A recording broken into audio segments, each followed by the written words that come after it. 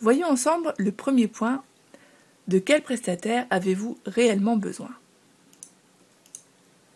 Alors, en fonction du type de mariage que vous allez organiser, vous n'aurez pas forcément besoin d'un prestataire pour chaque poste de dépense. L'avantage de faire appel à un professionnel, c'est bien sûr que vous êtes tranquille. Vous n'avez pas à vous occuper de la prestation ou à demander à un proche de le faire. L'inconvénient, c'est souvent le coût assez élevé qui peut plomber votre budget, bien sûr. Nous allons voir ensemble les différents types de prestataires les plus courants à qui l'on peut faire appel pour son mariage. Tout d'abord, la location de salle. En général, ce poste de dépense est incontournable. Les seules exceptions sont si vous avez un nombre d'invités très faible, on va dire inférieur à une vingtaine de personnes, ou si vous disposez d'une grande maison de famille qui vous permet de recevoir un nombre élevé d'invités. Dans les autres cas, il faudra donc allouer un budget à la location de salle. Le traiteur, là aussi, il est difficile de se passer d'un professionnel, car gérer un repas soi-même nécessite beaucoup de temps, de manœuvre et d'organisation. Le photographe. De nos jours, beaucoup de personnes ont un bel appareil photo et beaucoup de mariés ne font pas appel à un photographe. Maintenant, si vous voulez faire les choses correctement, prenez le temps de discuter avec la personne qui prendra les photos pour lui expliquer le type de photo que vous souhaitez, le déroulement de la journée. L'objectif, c'est vraiment qu'il n'oublie pas de photographier les moments forts et les personnes que vous avez envie d'avoir en souvenir en photo. Sachez quand même que cette technique est risquée, car on ne s'improvise pas photographe de mariage facilement. Le risque, c'est d'être finalement déçu des photos que vous allez récupérer. Maintenant, attention, ça peut aussi très bien se passer. Il y a des photographes amateurs qui font de très jolies photos de mariage. En fait, ça dépend vraiment de la personne que vous allez choisir. L'idéal, c'est quelqu'un qui a déjà fait des photos de mariage et dont vous avez pu apprécier la qualité des photos. Le DJ. Là aussi, théoriquement, vous pouvez vous passer d'un DJ professionnel. Tout dépend de l'importance que vous accordez à la soirée dansante et à l'animation de votre mariage. Dans un mariage à petit comité, avoir un DJ professionnel n'est pas indispensable à mon sens, car les gens dansent finalement assez peu. En revanche, pour un grand mariage, ça me semble plus important. Je pense que si vous connaissez quelqu'un qui a l'habitude d'animer des soirées, ça peut être une bonne idée.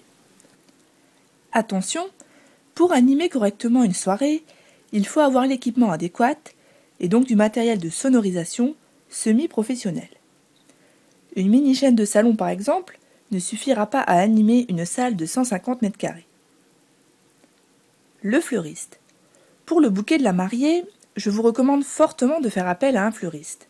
C'est un élément important de votre mariage qui va être très regardé et photographié. Il faut donc que votre bouquet soit vraiment joli et qu'il tienne toute la journée. Pour tous les autres éléments de décoration florale en général, vous pouvez généralement les réaliser vous-même. Attention, sachez que même en fabriquant vos propres compositions, cela vous coûtera quand même une certaine somme, car les fleurs coûtent malheureusement assez cher en général.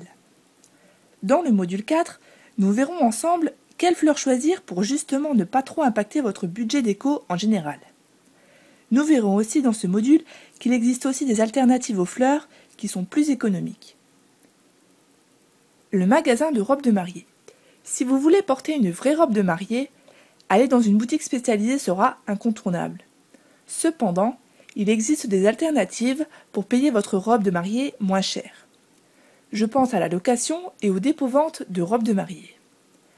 Concernant les dépôts-ventes de robes, je vous ai préparé une liste des meilleures adresses que vous retrouverez dans la 3e partie de ce module. Le coiffeur. Je vous recommande fortement de faire appel à un coiffeur pour la coiffure de la mariée. À nouveau, la mariée va être regardée et photographiée sous toutes les coutures le jour du mariage. Il faut donc que sa coiffure soit réussie et qu'elle tienne en place tout au long de la journée. Bien évidemment, si vous avez un coiffeur ou une coiffeuse dans votre entourage capable de réaliser votre coiffure de mariée, n'hésitez pas, c'est un bon moyen d'économiser sur ce poste de dépense. Le maquilleur. C'est pour moi un poste de dépense un peu plus superflu. En général, on sait se maquiller soi-même et on sait ce qui nous va.